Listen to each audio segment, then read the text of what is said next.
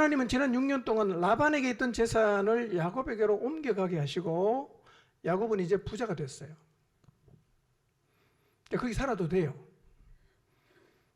아내 자식 다 있죠. 재산 많죠. 20년 살았죠. 굳이 그 일을 버려두고 다시 고향으로 돌아올 이유가 없어 보입니다. 자, 그렇지만 하나님은 야곱이 바단 아람에 갈 때 주신 말씀이 뭐죠? 너 반드시 어디로 가야 된다? 고향으로 돌아가야 된다는 말씀을 주셨어요. 자, 그러면 이전에는 야곱이 돌아가겠다는 마음을 늘 갖고 있었는데 이제는 부자가 되고 자식도 많고 아내도 많고, 아내가 많은 건 좀 이상하네. 아무튼 살만해졌어요. 20년 살았으니까. 자, 그 와중에서도 여전히 야곱의 마음속에 고향으로 돌아가라고 말씀하신 이 하나님 말씀이 살아있어서 영향을 계속 주고 있을까 하는 거예요. 어떨 것 같습니까? 그 하나님의 말씀이 계속 살아있을 것 같아요? 아니면 자꾸 희미해질 것 같아요? 오늘 말씀을 보면 알겠지만 야곱의 마음이 조금씩 달라지고 있음이 감지가 되고 있어요. 조금씩 달라지는 거예요. 참 아이러니한 것은요, 여러분, 야곱이 지금 부자가 됐죠. 어떻게 부자가 됐습니까? 이 하나님 은혜란 말이에요. 하나님이 빼앗아 줬어요. 야곱도 그걸 안단 말이에요. 하나님의 은혜를 주셔서 부자가 됐는데, 부자가 되고 나니까 하나님의 말씀이 내 마음에서 희미해지고 있다는 거예요. 참 아이러니하지 않습니까? 그런데 이 야곱의 모습이 오늘 우리의 모습일 수가 있다는 거예요.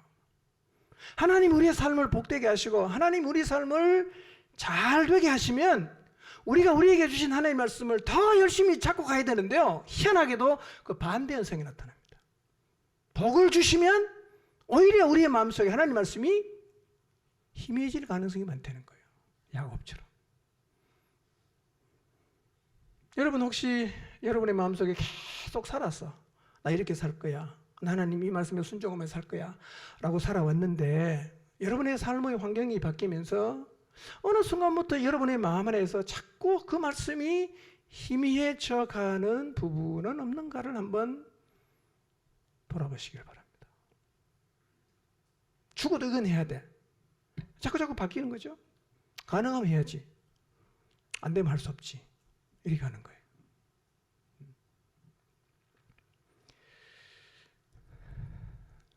우리가 그 말씀 받았을 때, 하나님 은혜가 있을 때는요, 하나님 제가 목숨 걸고 이거 하겠습니다 라고 그렇게 약속을 하죠. 근데 상황이 바뀌니까 이게 자꾸 뒤로 미뤄진단 말이에요. 나도 알아요. 분명히 이 말씀에 내가 순종해야 되는데 내가 이걸 미루고 있다는 걸 나도 알아요. 그러니까 순종을 해야 되는데 내가 안 하고 있으니까 양심이 좀 꺼리지 않겠어요? 내게 은혜를 주신 하나님 생각하면 좀 죄송함도 있지 않겠어요?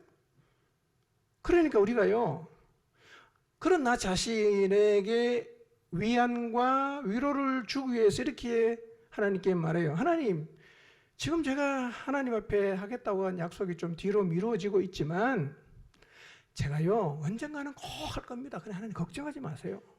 이렇게 얘기한단 말이에요. 왜 그런 얘기합니까?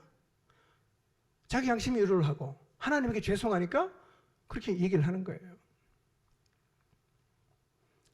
지금 내 삶 가운데서 반드시 내가 순종하겠다고 하나님 앞에 다짐하고 서원을 내놓고 내 삶의 환경이 바뀌어가면서 점점 그 말씀이 희미해져 가고 있고 이미 순종이 아니라 한 발짝 뒤로 빼버린 그런 하나님 말씀이 없는가를 한번 잘 생각해 보시기를 바랍니다. 여러분, 우리가 생각해야 할 것이 있어요. 우리가 이 땅에 사는 목적이요, 잘 먹고 잘 입고 편하게 살고 부자로 살고 누리며 사는 데 있지 않다는 거예요. 그게 절대로 목적이 아닙니다. 이걸 잊지 마시길 바랍니다.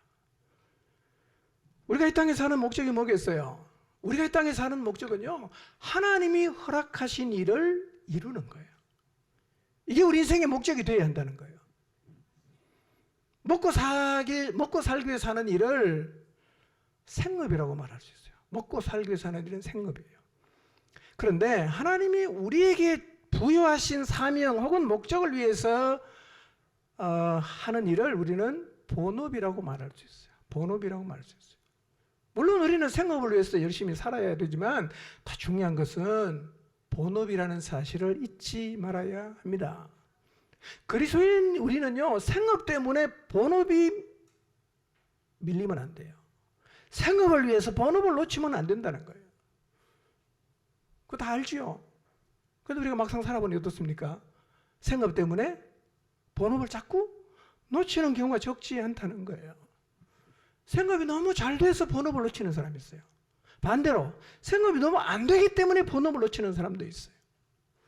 생업이 너무 잘 되는 사람은 집에 앉아 돈 센다고 놀러 다닌다고 본업을 뒷전을 또 생업이 너무 잘 안 되는 사람은 먹고 살기 위해서 밤낮없이 일하러 다닌다고 우리에게 주어진 본업을 놓치고 있을 수가 있거든요. 그런데 우리가 기억해야 될 건 우리의 삶에 있어서 가장 중요한 것은 생업이 아니고 뭐예요? 본업이란 말이에요. 이걸 놓치면 안 돼요. 그럼 우리에게 주신 본업이 뭘까요? 하나님이 그리스도인 된 우리에게 하라고 하신 일, 그게 본업이에요. 다르게 표현하면 하나님이 내게 허락하신 일입니다.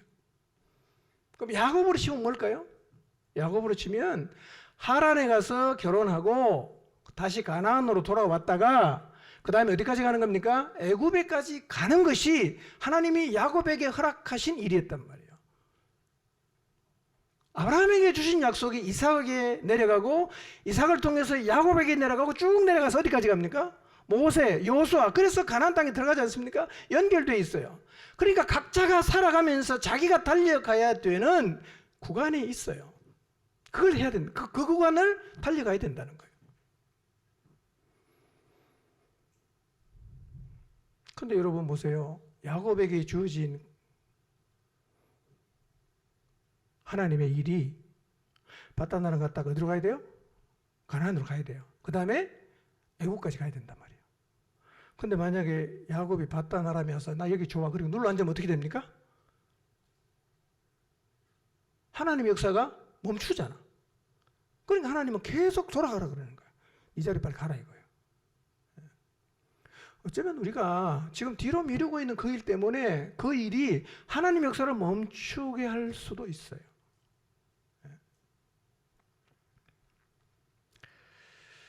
여러분, 본업을 잃어버린 인생은요, 아무리 잘 돼도 하나님 보실 때는 방황입니다. 목적을 잃어버린 거잖아. 뭘 위해 살아야 될지 모르는 거예요. 여러분, 우리는 잘 먹고 잘 사는 것을 인생의 목적으로 사는 사람이 절대로 아닙니다. 그리스도인이 그게 목적이 되면 이미 타락한 겁니다. 그 방황이에요, 그 자체가요. 우리를 불렀잖아요. 얼마나 큰 대가를 지불하고 우리를 불렀어요. 우리가 해야 될 일이 있어요. 우리는 하나님을 믿기 때문에 그 일을 해야 된단 말이에요. 근데 우리가 그걸 다 잊어버리고 하나님이 없는 사람과 똑같은 목적을 가지고 살면 그 자체가 타락입니다. 그리고 방황이에요. 자, 근데 그런 관점으로 보면 오늘날 교회 안에도 교회를 다니지만 이렇게 영적으로 방황하는 사람이 적지 않지 않습니까? 참 많아요.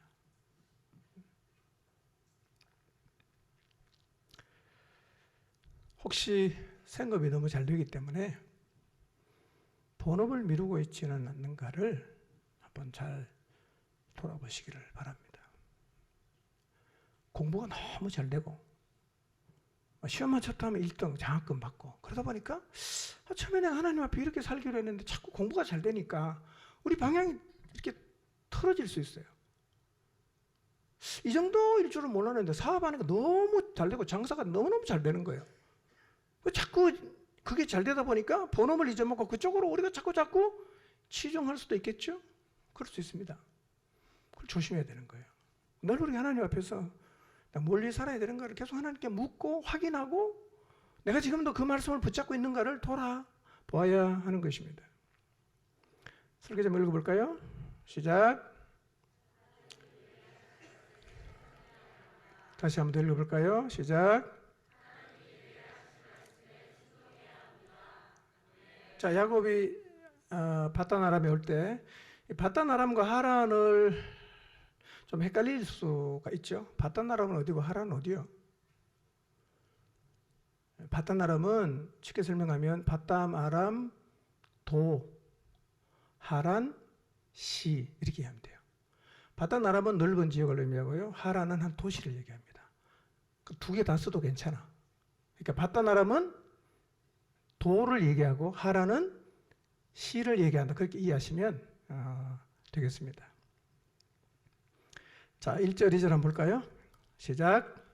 야곱이 라반의 아들들이 하는 말을 들은즉 야곱이 우리 아버지의 소유를 다 빼앗고 우리 아버지의 소유로 말미암아 이 모든 재물을 모았다 하는지라. 야곱이 라반의 안색을 본즉 자기에게 대하여 전과 같지 아니하더라. 지금 야곱이 14년을 산 후에 고향으로 가겠다 그랬잖아요. 그렇죠? 6년 동안 부자가 됐죠. 그리고는 조금 희미해지고 있다고 했잖아요. 그렇죠? 그 뒤에 가서 설명할게요. 자, 그러니까 하나님이 이제 어떻게 하시느냐 하면 1절을 보면 1절 보기 전에 13절을 보겠습니다. 13절을 먼저 보고 하겠습니다. 13절 시작. 나는 베델의 하나님이라. 내가 거기서 기둥에 기름을 붓고 거기서 내게 서원하였으니 지금 일어나 이곳을 떠나서 내 출생지로 돌아가라 하셨느니라. 네, 여기 이제 31장 13절인데요. 요거는 바울이 죄송합니다. 야곱이 자기 아내에게 내가 고향으로 왜 돌아가야 되는지를 설명하면서 하는 얘기예요. 설명하면서 하는 얘기가 뭐냐면 꿈에서 하나님이 내게 나타나셔서 출생지로 돌아가라고 하셨다라고 얘기를 했어요. 자, 그러면 이 13절은요 31장 1절 이전이에요. 이해가 되십니까? 그 전에 꿈꾼 얘기를 지금 하는 거예요. 그러니까 이미 하나님은 야곱에게 나타나서 너 빨리 고향으로 가라고 말씀을 하셨어요. 근데 야곱은 지금 몇 년째 거기서 계속 품삯을 일하고 있죠? 6년째 일하고 있어요. 여러분, 야곱이 라반의 집에서 꼭 6년 동안 품삯을 일해야 하는 것은 아니에요. 1년 하다 갈 수도 있고 2년 하다 가도 돼요. 근데 야곱이 지금 안 가고 있는 거예요. 그런데 31장 1절이 시작되기 이전에 하나님이 야곱에게 나타나셔서 꿈에 가라고 이미 말씀을 하셨어요. 근데 갑니까 안 갑니까? 안 가고 있는 거예요. 그러니까 야곱이 이제 부자가 되고 뭐 다 갖추어지니까 굳이 내가 고향으로 돌아갈 필요가 있는가? 그걸 자꾸 이제 뒤로 미룬단 말이에요. 근데 하나님은 어떻게 합니까? 야곱을 고향으로 보내려고 하는 거죠. 근데 야곱은 자꾸 민거적거리잖아요. 그래서 하나님이 1절, 2절, 3절을 다시 야곱에게 경험하게 하는 거예요. 자, 1절이 뭐죠? 라반의 아들들이 야곱에게 이렇게 말해요. 야곱이 우리 아버지의 소유를 다 빼앗았다. 야곱 저 부자 된 것은 우리 아버지 거 훔쳐서 부자 된 거야. 이렇게 계속 말하고 다니는 거예요. 뭐 라반의 아들로서는 그렇게 말할 수도 있겠다고 생각할 수 있지만 이 말은 틀린 말이거든요. 왜냐하면 야곱이 부자가 된 것은 우선은 본인이 정말 열심히 일했어요. 두 번째는 뭐죠? 하나님이 축복하신 결과였어요. 근데 이 라반의 아들들은 뭐라고 말합니까? 훔쳐갔다 이렇게 말하고 빼앗아갔다 이렇게 표현을 한단 말이에요. 그런데 세상이 이런 곳이에요. 세상은 늘 자기 관점에서 말을 합니다. 자기 관점에 빠진 사람하고 대화를 해보면 대화가 안 돼요. 왜냐하면 자기 관점만 계속 얘기하니까 다른 사람 얘기는 듣지를 않아요. 아무리 대화해도 평행선입니다. 바뀌질 않아요. 사람들은 늘 자기 관점에서 과장되고 틀리게 말을 하면서도 늘 자기가 옳다고 생각을 해요. 근데 교회 밖에만 있는 게 아니라 교회 안에도 이런 사람이 있단 말이에요. 근데 자기 관점을 가지고 틀린 말을 하는 사람은 자기가 틀린 말을 한다고 인정을 잘 안 해요. 끝까지 자기가 옳다고 주장하고 다른 사람이 다 틀렸다고 말을 합니다. 여러분, 대화를 할 때요, 어떤 사물을 볼 때 내 관점만 보지 마시고 다른 사람의 관점으로도 보려고 노력을 하시기를 바랍니다. 내게 옳다고 강하게 주장하는 사람은 대개 그 사람이 틀린 사람이에요. 왜냐하면 내게 옳다고 주장하는 사람은 누구랑 얘기해도 다 숨막히는 거예요. 자기랑 대화가 안 되는 거예요. 여러분이 내 관점이 옳다고 주장하는데 누구를 만나서 얘기를 해도 다 대화가 안 되면 내가 틀린 겁니다. 내가요. 근데 우리는 자꾸 저 사람이 틀리다고 하거든요. 이 자기 관점에 딱 꽂힌 사람은요, 더불어 살기 굉장히 힘들어요. 왜냐하면 대화가 안 되기 때문에. 세상이 그런 곳입니다, 여러분. 근데 우리는 좀 달라야 되지 않겠어요? 2절을 보면요, 라반의 안색도 전과 같지 않았어요. 이제 야곱이 부자가 되니까 라반의 태도가 예전 같질 않아요. 야곱의 입장에서는 이런 생각을 할 수 있어요. 야, 내가 14년 동안 죽을 고생했는데 완전히 그때는 빈털터리죠. 이제 겨우 몇 년 동안 내 재산 좀 모으고 있는데 왜 또 이렇게 불편한 일이 생기는가? 야곱은 충분히 그렇게 생각할 수 있어요.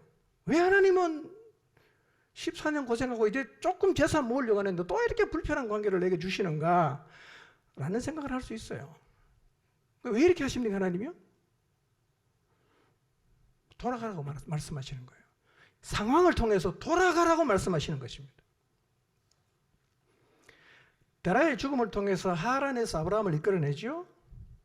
바로가 막 핍박을 하니까 그 애굽 땅에서 눌러 앉아 살고 있던 이스라엘 백성이 뭐라고 말합니까? 출애굽하자. 우리를 구출해 달라고 막 호소하지 않습니까? 그렇게 해서 나온다 이 말이에요.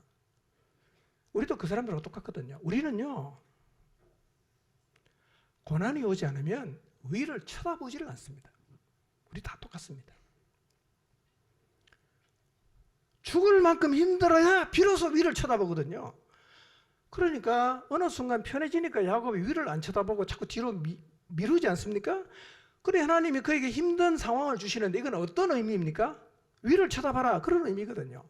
고난이 우리에게 주시는 메시지가 있어요. 어려움이 우리에게 주는 메시지가 있습니다. 혹시 지금 여러분의 삶이 어렵고 고난이 찾아오고 있습니까? 그 고난 가운데서 하나님의 음성을 들으셔야 합니다. 그 고난 속에서 내가 지금 혹시 이거 때문에 하나님이 나한테 계속 말씀하시나? 찾으셔야 돼요. 찾으셔야 돼요. 이미 하나님 내게 주신 말씀, 이전에는 내 마음속에 살아있었고 내가 이 말씀대로 살겠다고 다짐하고 결단하고 그렇게 가다가 어느 순간 상황이 바뀌면서 그게 점점 희미해지고 자꾸만 뒤로 미루고 있는 영역이 없는지를 돌아봐야 돼요. 하나님은 그거 기억하라고 우리에게 그런 상황을 허락하실 수가 있어요. 그러니까 여러분 힘들고 고난이 온다 그냥 힘들다 어렵다 이것만 생각하지 마시고 위를 쳐다보고 하나님이 뭘 말씀하시는가를 귀를 열고 들어야 합니다. 3절 볼까요? 시작. 여호와께서 야곱에게 이르시되 내 조상의 땅 내 족속에게로 돌아가라. 내가 너와 함께 있으리라 하신지라. 예. 13절에 보니까 이전에 꿈에 나타나서 한번 말씀하셨죠. 그렇죠? 지금 3절에 보니까 또 말씀하시는 거예요. 그러니까 1절, 2절을 경험하고 나서 3절 말씀을 들으면 이전보다는 좀 더 잘 들리겠죠? 잘 들리겠죠? 고난이 우리에게 주는 유익이에요. 하나님 말씀이 들린다는 거예요. 이게 축복이에요. 여러분 좀 힘들어도 괜찮아요. 고난 당해도 괜찮고 돈 좀 잃어도 괜찮습니다. 하나님의 음성을 들을 수 있다면, 하나님 말씀이 우리 가슴 속에 다시 살아날 수 있다면 축복입니다, 여러분. 축복이에요. 근데 3절을 잘 보시면 내 조상의 땅 내 족속에게로 돌아가라. 이것만 하고 끝낸 게 아니에요. 그 다음 말이 굉장히 중요한 거예요. 뭐라고 말씀하십니까? 내가 너와 함께 있겠다. 예. 여러분 20년 전 베델에서 하란으로 올 때 하나님이 똑같은 약속을 주세요. 자, 28장 15절 한번 볼까요? 시작. 내가 너와 함께 있어 내가 어디로 가든지 너를 지키며 너를 이끌어 이 땅으로 돌아오게 할지라. 내가 내게 허락한 것을 다 이루기까지 너를 떠나지 아니하리라 하신지라. 자, 20년 전 베델에서 하란으로 갈 때도 하나님이 주신 약속이 뭡니까? 내가 너와 함께 있겠다. 네가 어디로 가든지 내가 너를 지켜주겠다. 그리고 내가 너를 이끌어 이 땅으로 다시 돌아오게 하겠다. 내가 너에게 하라고 준 그 허락한 일을 다 이루기까지는 내가 너를 떠나지 않겠다는 약속을 하나님이 이미 베델에서 주셨어요. 함께 하겠다. 근데 여러분, 하나님이 야곱에게 고향으로 돌아가라고 지금 말씀하시는데요. 야곱이 고향으로 돌아간다면 걱정되는 게 뭐가 있을까요? 한번 생각해 보세요. 자, 다 이제 정리하고 내 고향으로 간다 라고 마음을 먹었어요? 그럼 어떤 걱정이, 어떤 두려움이 있을 수 있습니까? 생각해 보세요. 크게 두 가지. 이 두 가지가 사실은 야곱이 다 겪어요. 하나는 뭐냐? 과연 라반이 순순히 보내줄 건가? 너 간다고 그러면 네 아내하고 애들은 다 놓고 너 혼자 가. 이렇게 말하는 게 두려운 거예요. 두 번째는 뭐냐? 형 에서를 어떻게 볼까? 이 걱정이에요. 하나님은 야곱이 이 걱정을 하고 있는 거 아실까요? 모르실까요? 아시겠죠? 그러니까 고향으로 돌아가라고 하면서 단서를 붙인 게 뭐예요? 내가 너와 함께 있겠다. 이렇게 말씀하시는 거예요. 이 말은 다르게 표현하면 야 야곱아 너 걱정되지? 내 너랑 같이 갈 테니까 걱정하지 말고 그냥 가. 내가 다 알아서 해줄게. 라고 말씀을 하셨다는 거예요. 허락하신 분이 말씀하신 분이 이루어 가세요. 여러분 이 동행의 약속은 우리에게도 있잖아요. 여러분 이 시간 하나님이 여러분과 함께 하신다는 사실을 한번 생각해 보시길 바랍니다. 하나님이 나와 함께 하신다. 동행의 약속. 십자가에 죽으시고 부활하시고 성천하시기 직전에 제자들 앞에서 예수님이 하신 말씀이 이거예요. 세상 끝날까지 내가 너희와 항상 함께 있겠다. 그 약속을 하셨습니다. 여러분 이 동행 약속은 야곱에게만 있는 게 아니에요. 우리에게도 있습니다. 내 약속 지키겠다. 이 약속은 야곱에게만 있는 게 아니라 우리에게도 똑같이 있다는 거예요. 내가 너에게 허락한 거 이룰 때까지 내가 너와 함께한다. 떠나지 않는다. 이 약속은 오늘 우리에게도 있다는 사실을 기억하시고 믿음으로 이 하나님 약속을 잡게 되시기를 바랍니다. 여러분 야곱이 만약에 하나님 말씀에 순종하면 돌아가는 과정에서 일들을 겪을 수는 있어요. 그러나 반드시 고향으로 돌아가게 됩니다. 왜요? 하나님이 함께하니까. 우리에게도 마찬가지입니다. 우리에게 하나님 주신 말씀이 있어요. 우리 안에 살아있는 말씀이 있어요. 내가 너무 감격에 사는 저 꼭 이거 하겠습니다라고 서운한 말씀이 있을 수도 있어요. 근데 막상 내가 현실 속에서 그 말씀을 이루어내려고 하면 뭐 일들이 벌어질 수 있죠. 그러나 중요한 것은 일들이 아무리 많이 벌어져도 결국은 그 자리에 간다는 거예요. 이 사실을 믿으시기를 바랍니다. 우리가 야곱 인생을 통해서 배우는 게 많아요. 그 중에 하나가 뭐냐? 하나님이 우리 인생을 인도한다는 건요, 문제가 하나도 없고 너무나 평탄한 것을 의미하지 않는다는 거예요. 여러분 하나님 여러분에게 내가 너와 함께 하겠다, 내가 너 인생 인도하겠다라고 약속을 하셨다면 이제 내 인생에는 좁은 길이 아니라 고속도로가 확 뚫렸다, 그런 의미가 아니라는 거예요. 여러분 베델에서 출발할 때 내가 너와 함께 하겠다 약속했잖아요. 너 지켜주겠다 약속했잖아요. 그런데 야곱이 그 바다나람에 도착해서 결혼하는 과정이 쉬워서 어려웠어요? 어려웠죠. 7년 죽도록 고생했는데 와보니까 누가 와 있어요? 자기 사랑하는 여자가 안 돌았어요. 14년을 하잖아. 라반에게 이용당한 8년 차부터 14년까지 얼마나 힘들었겠어요. 어느 날은 너무 열받고 너무 신경질 나고 하나님은 도대체 날 안 도와주시나? 왜 이렇게 약속을 라반이 어기는 거 그냥 내버려 두셨는가? 뭐 그렇게 하면서 어느 날은 잠도 안 하고 뭐 화도 나고 우울증도 걸릴 수 있지 않겠습니까? 여러분 8년부터 14년까지는 굉장히 힘들었을 거예요. 그런데 그래서 결혼을 했는데 부인이 넷이 됐잖아. 이 결혼 생활은요 결혼하는 과정보다 더 힘들었어요. 자기가 사랑하는 라헬과 레아가 맨날 그냥 얼마나 과도하게 시기하고 경쟁하는지요. 정말 힘들었어요. 여러분 야곱이 아내가 4명이니까 참 복도 많다. 혹시 남자를 이렇게 생각하십니까? 그렇지 않아요. 냄새 났을 거예요. 아 여자 진짜 힘들다. 야곱은 진짜 학을 뗐을 겁니다. 그리고 품삯을 정하고 재산을 모으는 과정은 보세요. 삼촌이 품삯을 몇 번 변경시킵니까? 10번. 생각해 보세요. 야곱이 술을 많이 썼잖아. 그럼 예를 들어서 얼룩진 양이 네 거다. 그래서 얼룩진 양을 하려고 다 포커스를 맞춰놨어요. 오늘 어떻게 뭐냐? 자, 아롱진 게 네 거야. 그럼 어떻게 합니까? 또 바꿔야 되잖아. 몇 번은 바꿀 수 있지만 10번 바꾸면 나중에 어떤 마음이 들겠어요? 아이 모르겠다. 그런 마음이 안 들겠습니까? 그러나 야곱의 인생을 보면 참 평탄하지 않았단 말이에요. 우여곡절도 많았어요. 근데 결국은 뭐냐? 하나님이 말씀하신 대로 다 됐다는 거예요. 인도했어요, 여러분. 야곱이 그렇게 힘들게 생각했던 과정을 통해서 오히려 애도 12명 낳았잖아. 여러분 처음에 라헬과 결혼했으면 야곱에게 아이가 몇 명입니까? 2명밖에 없어요. 요셉하고 베냐민. 근데 삼촌이 속여갖고 레아가 먼저 들어오고 그래서 부인이 결국은 넷이 됐는데 몇 명 낳습니까? 12명 낳았잖아. 10번 바꿨지만 하나님이 재산을 늘려주셨잖아요. 결국은 뭐냐? 하나님 인도했어요. 그렇지만 그 과정이 우리가 생각하는 것처럼 바람 한 점 없는, 구름 한 점 없는 그런 날씨가 아니었다는 거예요.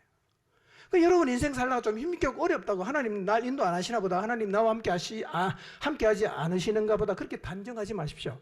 계속 가세요. 가보면 하나님이 말씀하신 자리에 서 있는 여러분을 발견하게 될 것입니다. 그러니까 하나님 인도란 이런 거란 말이에요. 그러니까 여러분 하나님 인도하신다는 게요, 문제 없음을 의미하지 않습니다. 여러분 지금 하나님 여러분 인생 인도하지요. 그런데 병에 걸릴 수 있습니다. 암도 걸릴 수 있어요. 돈도 떼일 수 있습니다. 보이스피싱 당할 수도 있어요. 속을 수도 있죠. 관계 어려워질 수 있습니다. 사업이 힘들어질 수 있습니다. 너무 힘들어서 다 포기하고 싶은 그런 깊은 좌절을 경험할 수도 있어요. 그러나 하나님의 이런 시간을 통해서 우리의 품성을 빚어 가세요. 우리 다 독한 사람들이, 우리 안에 다 도끼가 있어요. 안 빠집니다 이거예요. 완전히 축 늘어져야 빠진단 말이에요. 하도 안 빼니까 하나님 도끼 좀 빼려고 그냥 축 늘어지는 자리에 끌고 갈 수도 있다는 거예요. 도끼가 빠져야 진짜 교제가 되는 거예요. 도끼가 빠져야 편한 사람이 돼요. 도끼가 빠져야 더불어 살 수가 있단 말이에요. 우리 다 도끼가 많아요. 말만 하면 그냥 탁 쏴붙이고 독이 나온단 말이에요. 입술에서. 빚어가야 되지 않겠어요? 자, 4절 5절 봅니다. 시작. 야곱이 사람을 보내어 라헬과 레아를 자기 양떼가 있는 있는 들로 불러다가 그들에게 그들에게 이르되 내가 그들의 아버지의 안색을 본즉 내게 대하여 전과 같지 아니하도다. 그러할지라도 내 아버지의 하나님은 나와 함께 계셨느니라. 자, 여러분 1, 2, 3절 1절은 라반의 아들들, 2절은 라반의 안색이 시원찮았죠. 3절은 하나님이 다시 야곱에게 돌아가라고 말씀하셨죠. 그렇죠? 그 1, 2, 3절 상황과 하나님의 말씀하심을 통해서 야곱이 결정합니다. 뭐 어떻게 결정합니까? 돌아가야겠다. 이제 딱 결정을 했어요. 근데 돌아갈 채비를 하는 거죠. 그러면 20년 살다가 돌아가는데 제일 먼저 뭘 해야 되겠어요? 아내를 설득해야 되잖아. 아내가 안 가겠다면 어떡해? 그래서 4절에 보니까 야곱이 라헬과 레아를 불러다가 설득하는 거예요. 여러분 고대 사회는 가부장적 사회이기 때문에 그냥 가 이러면 갈 수도 있어요. 그렇지만 야곱은 그렇게 하지 않았어요. 불러다가 설명을 쫙 하는 거예요. 여러분 설명이 사랑입니다. 설명이 배려입니다. 무조건 따라와 이러지 마시고요. 사랑하면 설명을 한번 잘 해보시기를 바랍니다. 한번 따라하겠습니다. 설명이 사랑입니다. 남편은 아내에게 설명 잘하시고 아내는 남편에게 설명 잘하시고 부모 자식 관계도 마찬가지고 설명을 한번 잘 하도록 노력하시기를 바랍니다. 야곱은요 이 두 사람 불러서 설명을 잘 해요. 근데 야곱이 라헬과 레아를 어디로 부릅니까? 들로 불러요. 들로. 왜 들로 불렀을까요? 이 장막에서 하면 되지 않아요? 아마도 야곱은 장막에서 하면 이 라반하고 가까운 사람이 엿듣거나 야곱이 떠나려고 하네? 눈치챌 수가 있잖아. 그건 들로 부른 거죠. 그리고 야곱하고 두 딸의 입장은 또 다를 수 있죠. 저게 아버지니까. 그러니까 어떻게 합니까?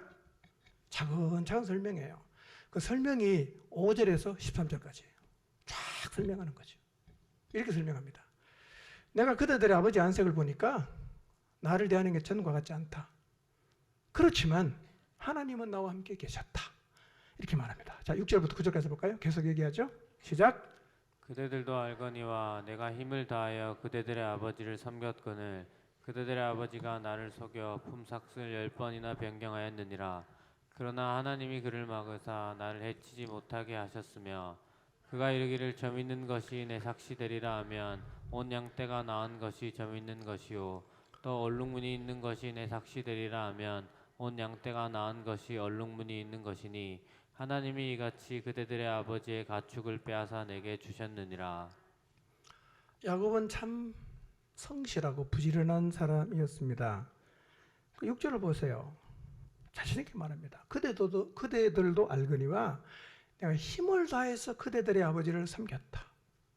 근데 그대들의 아버지는 나를 속이고 품삯을 10번이나 변경했다.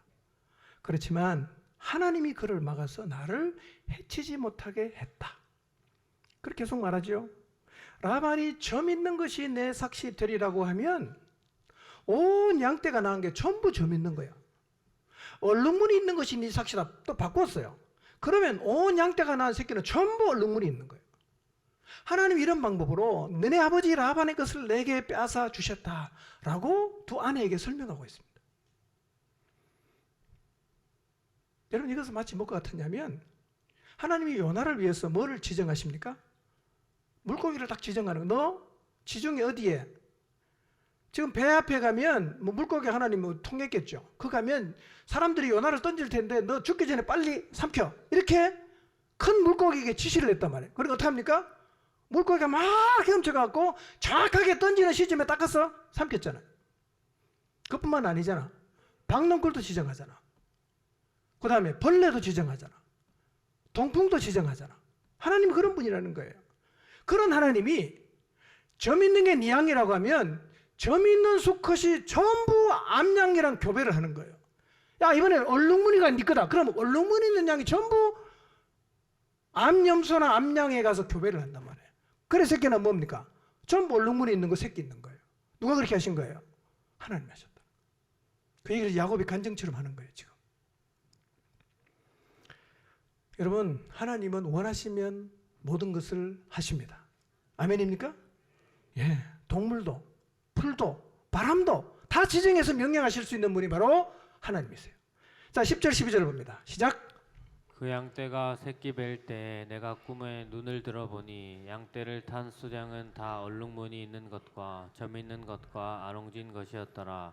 꿈에 하나님의 사자가 내게 말씀하시기를 야곱아 하기로 내가 대답하기를 여기 있나이다 하매 이르시되 내 눈을 들어보라. 양떼를 탄 수량은 다 얼룩무늬 있는 것 점 있는 것과 아롱진 것이니라.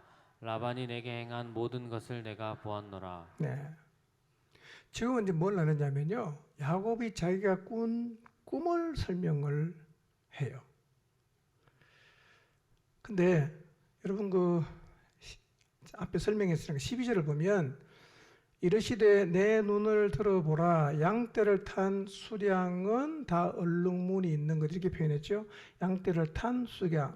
이게 그냥 읽으면 무슨 말인지 몰라요. 표준세번역은 이렇게 번역했어요. 암컷과 교미하는 수량 그런 말이에요. 그러니까 얼룩무늬 있는 게 네 삭시라고 하면 얼룩무늬 있는 수컷이 암컷하고 교미를 한단 말이에요. 점 있는 것이 네 삭이라고 하면 점 있는 수장이 와서 암컷하고 교미를 해요. 그래서 다 새끼를 낳아서 결국 그게 다 눕게 됩니까? 야곱의 것이 되었다고 얘기를 하고 있습니다. 그리고 하나님께서 이렇게 말씀하셨어요. 라반이 이제까지 너에게 어떻게 하였는지 내가 다 보았다.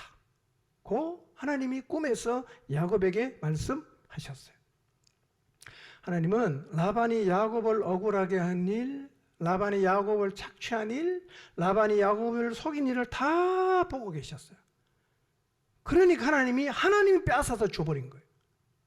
여러분, 우리의 상황도 하나님이 다 보시고 계십니다. 우리가 당하는 억울함, 우리가 당하는 손해, 우리가 당하는 불합리한 대우 하나님이 다 보고 계십니다. 누군가 나를 거짓으로 모함하고 힘들게 하고 괴롭히는 것도 하나님은 다 보고 계십니다. 보고 계시면 어떡할까요? 갚으십니다. 그분이 조치하신단 말이에요. 머리 굴려 야곱을 막 그냥 착취했던 이 라반의 것을 하나님이 다 빼앗아서 야곱에게 주지 않았습니까? 여러분, 하나님 다 보고 계시니까 여러분 좀 억울한 일 당한다고 너무 우울해하지 마십시오. 다 하나님이 지켜보니까 조치하실 거예요. 그리고 좀 힘들어도 좌절하지 말고 여러분의 서 있는 그 자리에서 하나님 바라보면서 여전히 성실하게 충성스럽게 일하며 살아가시기를 바랍니다. 13절입니다. 읽습니다. 시작. 나는 베델의 하나님이라. 내가 거기서 기둥에 기름을 붓고 거기서 내게 서원하였으니 지금 일어나 이곳을 떠나서 내 출생지로 돌아가라 하셨느니라. 여러분 13절에서 야곱은 꿈에 누굴 만났어요? 베델의 하나님 만났어요. 우리는 그냥 뭐 베델의 하나님이구나 이렇게 생각할 수 있어요. 근데 야곱은 베델의 하나님은 잊을 수가 없어요.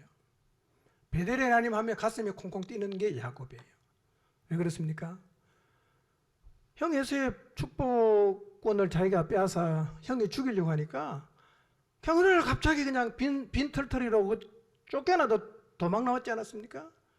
800km 가야 되는데 불안하지요. 한번 가본 적도 없지요. 100년 동안 교류가 없었지요. 내가 제대로 찾아갈 수 있을까? 내 인생 앞으로 어떻게 되나? 온갖 염려, 불안과 두려움이 꽉 차 있을 때 한 곳에 가서 그냥 드러누워 자다가 누구 만났습니까? 하나님 만났어요. 그 하나님 만나고 야곱이 살아났잖아요. 희망이 생겼잖아요. 살아갈 이유가 생겼잖아요. 너무 하나님 만나고 기쁘고 감격했어요. 야곱이 거기서 하나님에게 서원했거든요. 베델의 하나님, 야곱의 가슴을 뛰게 하는 거예요. 근데 하나님이 꿈에 누구로 어떻게 말씀하십니까? 나는 베델의 하나님이다. 그리고 뭐라 말씀하십니까? 네가 거기서 기둥에 기름 붓고 내게 서원했지 않냐? 지금 일어나 이곳으로 떠나서 내 출생지로 가라고 말씀하시는 거예요.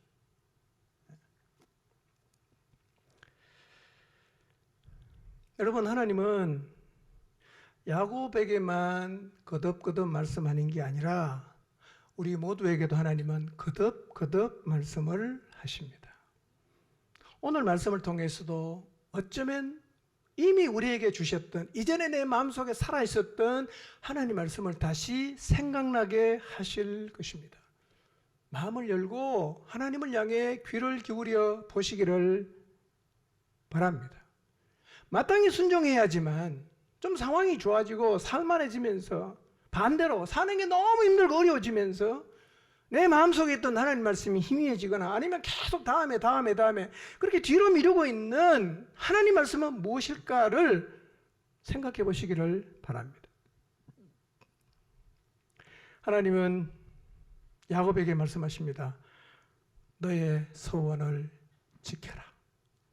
네가 베델에서 나한테 서원했잖아. 그거 지켜라고 말씀하십니다. 오늘 우리에게 똑같이 말씀하십니다. 너 나 만나고 너무 감격해서 너무 기뻐서 나 이렇게 살겠습니다라고 너 서원하지 않았냐?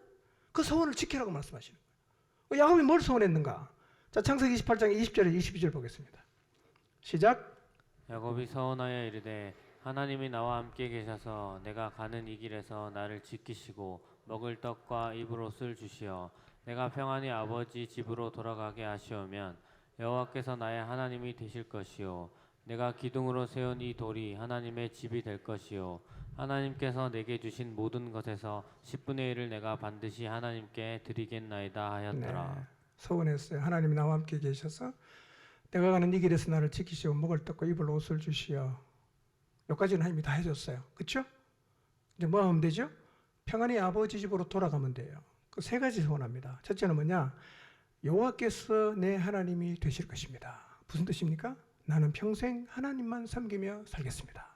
두 번째, 내가 기둥으로 세우면 이 돌이 하나님의 집이 될 것입니다. 평생 하나님을 예배하며 살겠습니다. 세 번째, 하나님이 내게 주신 모든 것의 11조를 반드시 하나님에게 드리겠습니다. 세 가지를 서원했어요. 얼마나 감격스럽게 서원했겠어요. 여러분, 서원이 누가 시켜서 강제로 하는 겁니까? 아니면 자발적으로 은혜를 받아서 자기 스스로 하는 거예요? 여러분, 야곱과 혼자 했습니다. 누가 와서 야곱에게 너 이렇게 서원하라고 시킨 사람 아무도 없잖아요. 혼자 그냥 했어요. 너무 감격스러워서. 하나님 뭐라고 말씀하십니까? 네 서원 지키라는 거예요. 왜 안 지킵니까? 먹고 살만하니까. 야곱이 주춤거리고 있는 거예요.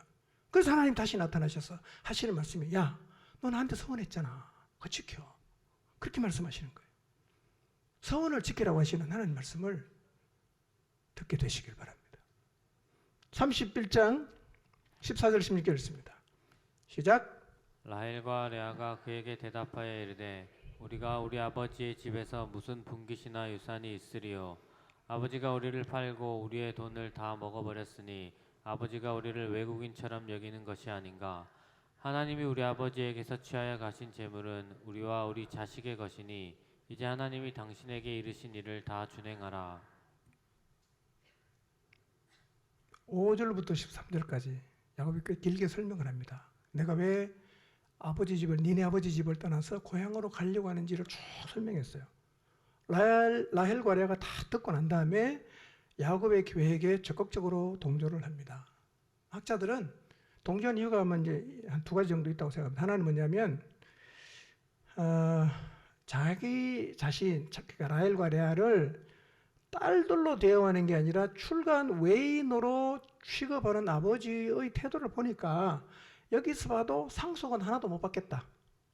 그 판단이 되었기 때문이고, 두 번째는 이 야곱이 번성하는 과정에서 하나님이라는 분이 자기 남편 야곱을 축복하셨다는 것을 봤기 때문에, 저 하나님이, 우리 남편이 믿는 하나님이 우리 남편을 축복해 줬구나, 이걸 봤기 때문에 동조를 해서 떠나겠다고 했다는 거예요. 그 재밌는 표현은 16절이에요. 16절 한번 띄워보실래요? 이게 이제 우리 개역 성경은 참 이해가 안 되는데 이런 말입니다. 하나님이 우리 아버지에게서 취하여 가신 재물은 우리와 우리의 자식 것이라 그랬잖아요. 이런 뜻입니다. 하나님이 우리와 우리 자식들에게 주려고 지금 당신이 라반의 모든 양과 염소를 당신에게로 하나님이 빼앗아 주셨다, 그 말이에요. 그 당신이 우리 아버지의 재산을 다 가져왔는데 그것은 하나님이 우리와 우리 자식에게 주려고 빼앗은 거다라고 얘기하는 거예요. 우리 자식 주려고 그 유산을 하나님 그런 방식으로 하나님이 줬다, 이렇게 이제 라헬과 레아가 이해를 했다는 거죠. 그리고 말합니다. 하나님이 당신에게 말씀하신 대로 다 하라고. 야곱은 뭐만 하면 되죠? 떠나면 돼요. 근데 생각해 보세요. 20년을 그냥 거기 살았는데 갑자기 장막말도 꼽아서 가는 게 간단하겠습니까? 쉽진 않겠죠? 굉장히 이제 부산했을 거예요. 자, 17절에서 20절 봅니다. 읽습니다. 시작. 야곱이 일어나 자식들과 아내들을 낙타들에게 태우고 그 모은 바 모든 가축과 모든 소유물 곧 그가 바단 아람에서 모은 가축을 이끌고 가나안 땅에 있는 그 아버지 이삭에게로 가려 할세. 그때 라반이 양털을 깎으러 갔으므로 라헬은 그의 아버지의 드라빔을 도둑질하고 야곱은 그 거취를 아람 사람 라반에게 말하지 아니하고 가만히 떠났더라. 예, 두 아내의 동의를 받아냅니다. 이제는 걸리는 게 없어요. 가면 돼요. 그 야곱이 일어났어요. 예, 힘을 냅니다. 그리고 이제 귀향길에 오릅니다. 자식들과 아내들을 낙타들에게 태우고 모든 가축과 소유물, 그 바단 아람에서 모은 가축을 다 끌고 가나안 땅에 있는 아버지에게로 가요. 이 장면을 상상해 보세요. 지금 정신없습니다. 먼지가 날리고 그냥 장막 말뚝 뽑고 가져갈 수 있는 짐 챙겨갖고 묶어갖고 낙타에 싣고 그냥 지금 뭐 정신없어요. 자, 이렇게 야곱의 하란 생활 20년이 이제 끝이 나요. 근데 성경을 계속 보면 이때 라반이 어디가 있죠? 양털을 깎으러 갔거든요. 유목민들에게 양털을 깎는 것은요, 굉장히 큰 행사고요. 어떤 유목민은 목욕 재개를 하고 양털을 깎는다 그래요. 그만큼 큰 잔치입니다. 굉장히 의미 있는 날이에요. 근데 야곱은 요날을 디데이로 잡은 거예요. 요날을. 왜냐하면 이때는 양털 깎는 이제 일을 하면 친구도 부르고 손님도 불러갖고 막 잔치를 하니까 거기 정신 다 팔려 있잖아. 그러니까 야곱이 쑥 나가도 잘 모를 수 있거든요. 그러니까 아마 이런 심산도 있었을 것 같아. 나중에라도 삼촌을 만나면, 삼촌 참 제가 그 떠난다고 말씀드리려고 했는데 그때 삼촌 그 양털 까는 것도 너무 바빠갖고 참 미처 말씀 못 드리겠습니다. 요 얘기하기 위해서 그렇게 떠났을 수도 있겠다는 생각을 해요. 성경은 없는 건데 제 추측이에요. 근데 우리가 여기서 생각해 봐야 될 게 있어요. 그게 뭐냐? 야곱이 꼭 이렇게 떠나야만 했을까 하는 거예요. 꼭 도망가야 되냐? 정상적으로 떠나갈 수도 있지 않겠어요? 근데 야곱은 도망가요.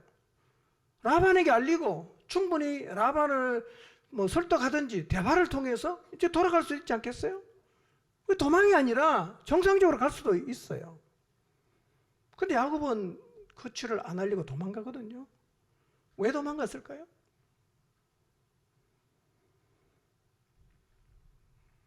아마도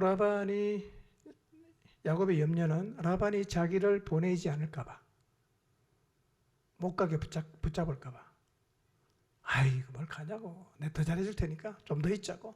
굉장히 교활하니까 어떤 형태로도 야곱을 붙잡으려 하지 않겠어요? 그래서 하나. 두 번째, 정 가겠다면 자네 혼자 가게. 이게 겁나는 거예요. 처자 다 내려놓고 네 혼자 가라.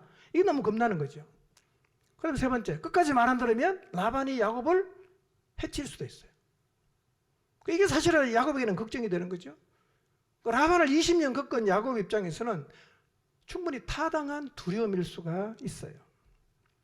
그런데 반대편으로 보면 야곱에게는 베델의 하나님이 약속하신 게 있잖아요. 최근까지 자기를 보호하시고 라반의 재산을 하나님이 특별한 방법으로 빼앗아서 자기에게다 준 것도 경험했잖아요.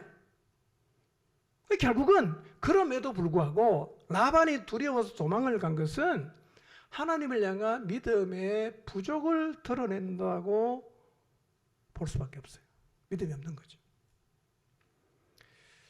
여러분, 하나님의 손길을 경험하면서도 하나님을 온전히 믿지 못하는 야곱의 모습은 영락없이 우리 모습이에요. 우리 똑같습니다. 동행의 약속 믿지 않습니까? 하나님이 지켜준다 약속 믿지 않습니까? 얼마나 걱정합니까? 얼마나 염려합니까? 얼마나 두려워합니까? 얼마나 불안해합니까? 안 되면 한숨 푹푹 쉬죠. 믿는다며요. 여러분, 야곱을 욕할 게 아니라 우리가 야곱과 똑같다니까요. 다 우리는 뭐 입만 열면 믿음 좋다고 말하지만 가만히 들여다보면 믿음이 하나도 없는 거예요. 여러분, 교회 오래 나온 사람 조심해야 됩니다. 교회 오래 나오면 이런 생각이 있어요. 나는 이미 믿음이 있다고 딱 단정적으로 생각합니다. 믿음이라는 것은 이게 현재형이지 과거형이 아닙니다, 여러분. 물론 예수님 믿는 것은 과거일 수 있지만 우리의 믿음은 현재형이란 말이에요. 근데 이미 있다고 생각을 하니까 실제로는 믿음이 없는데도 자기가 믿음이 있다고 자꾸 주장을 하니까 말은 믿음인데 행동은 하나도 없단 말이에요. 이런 사람이 제가 볼 때 교회에 참 많습니다, 여러분. 안타까운 일이에요. 믿음은 날마다 주님 앞에 나가야 되는 겁니다. 날마다 새로워지지 않으면 우리는 믿음의 껍데기만 들고 산단 말이에요. 입만 열면 믿음 좋다 그래요. 뭐가 믿음이냐 말이에요. 사는 거 보니까 안 살아요. 야곱처럼 행동한다는 거예요. 아, 내가 믿음이 없구나. 이거를 깨달아야 됩니다. 저도 참 저 자신을 보면서 믿음이 없다는 생각을 참 많이 해요. 그 날마다 믿음을 갖고 살기 위해서 제가 하나님 앞에 몸부림을 칩니다. 라헬은 어떻습니까? 아버지 드라빔을 훔치죠. 말씀드린 것처럼 드라빔은 가정의 수호신입니다. 여러분들, 라헬은 방금 전에도 고백했잖아요. 하나님이 빼앗아서 우리와 우리 자식을 위해서 주신 것 같다. 하나님이 살아계신다는 걸 라헬도 경험했습니다. 그런데 뭘 챙깁니까? 드라빔 챙기잖아. 이게 이해가 됩니까? 아니, 하나님 믿으면 하나님은 잡아야 되지 않겠습니까? 근데 하나님 믿는다고 해놓고 뭐도 챙깁니까? 드라빔도 챙긴다는 거예요. 이게 라헬의 신앙의 한계입니다. 라헬이 믿는 겁니까? 안 믿는 겁니까? 그러니까 라헬의 모습은 믿는 것 같은데 하나님을 전적으로 믿지 못하는 오늘 우리의 모습과 똑같단 말이에요. 하나님 믿는다고 하지요. 오늘의 운세 보고 타로도 보고 점도 치러 가고 맨날 로또 사러 다니고 이게 믿는 겁니까 이게? 여러분, 하나님을 전적으로 믿으시기를 바랍니다. 하나님을 진짜 믿으시기를 바랍니다. 우리는요, 이 야곱과 라헬의 모습을 보면서 우리랑 너무 똑같다. 너무 똑같다. 우리가 전심으로 하나님께 나가지 않으면 우리는 평생 이렇게 살 수도 있습니다, 여러분. 평생 그렇게 살 수 있어요. 우리 다 믿음이 있다고 생각을 하지만 들여다보면 라헬처럼 사는 사람 참 많습니다. 믿는데 늘 우상 갖고 있어요. 늘 우상 갖고 있어요. 하나님께 다 맡기고 우상을 집어던지지 못한단 말이에요. 또 야곱처럼 늘 하나님을 경험하고 그 하나님 약속을 붙잡고 있는데도 두려워해요. 불안해하고 인간적인 수단 방법 쓰고 도망다니고. 여러분, 걱정 기억하십시오. 말이 신앙이 아니에요. 말을 어떻게 하나 중요하지 않습니다. 말이 무슨 신앙입니까? 뭐가 신앙이에요? 행동이 신앙이지. 믿으니까 행동이 따라올 거 아니에요? 말은 했는데 행동이 없다. 안 믿는 거잖아. 여러분, 여러분이 하는 말을 여러분이 믿음이라고 생각하지 마시기를 바랍니다. 말은 믿음이 아니에요. 뭐가 믿음이에요? 행동이 믿음이에요. 살아내는 게 믿음이에요. 여러분, 저는 이렇게 보니까요, 우리의 신앙에 이중성이 참 많습니다. 대표적인 게 두 가지가 같아요. 내가 보니까, 목회를 해보니까 두 가지 이중성을 가지고 있어요. 하나는 뭐냐? 결혼과 자녀 교육이에요. 너무 이중성이 많습니다, 여러분. 한번 잘 돌아보십시오. 처녀청과 결혼할 때 뭐 다 신앙이 몇 번이요? 다 1번이잖아. 다 거짓말입니다. 신앙은 그냥 양념이야. 잘생겨야 되고, 학벌 좋아야 되고, 뭐 스펙 좋아야 되고, 그거 다 따지고 밑에 신앙이 있으면 오케이. 근데 아무리 신앙이 있어서 밑에 게 안 따르면 다 놓으라고 말합니다. 이중성입니다. 살아보세요. 믿음이 얼마나 중요한 건지. 살아보세요. 믿음만 있으면 진짜 행복할 수 있습니다. 또 하나는 자녀 양육이야. 뭐 자식 믿음으로 키우겠다 콘서트 뻥뻥 치는데요. 거짓말이야, 다 보니까. 공부가 1번이야. 무조건 공부야. 여러분 인생 다 살고 한번 이렇게 들여다보세요. 좋은 대학 난다고 행복하게 살던가요? 뭐 행복하게 산다고 칩시다. 결국 우리가 주님 앞에 갈 거 아니에요? 예수님 안 믿고 살다가 죽으면 다 지옥 가지 않습니까? 그 말로는 뭐 우리 아이 믿음 뭐 그렇게 주장하는데요. 사실은 가만히 들어보면 전부 공부야, 공부. 그러니까 이중성입니다, 여러분. 우리의 행동은 우리의 믿음을 긍정하는가? 아니면 우리의 행동은 우리의 믿음을 부정하고 있는가? 한번 돌아볼 필요가 있어요. 내 행동은 내가 말하는 믿음을 부정하는가? 아니면 내 행동은 내가 한 말을 긍정하는가를 돌아볼 필요가 있습니다. 진짜 믿으시기를 바랍니다. 하나님을 진짜 믿으시길 바랍니다. 뭘로요? 행동으로. 그래서 그렇게 살려고 하면 내 안에 믿음이 얼마나 없는가를 계속 보셔야 돼요. 진짜 내가 믿음 없구나. 진짜 믿음 없구나. 그리고 여러분 교회를 몇 년 다녔든지 간에 정말 하나님 앞에 가서 믿음 달라고 기도해야 되고 하나님 말씀을 붙잡고 달려갈 수 있는 그 믿음을 갖기 위해서 주님과 늘 교제 가운데 살아야 됩니다. 그러지 않으면요 전부 빈 깡통입니다. 깡통이에요. 말이 믿음입니까? 말은 믿음 아닙니다, 여러분. 삶이 믿음이죠.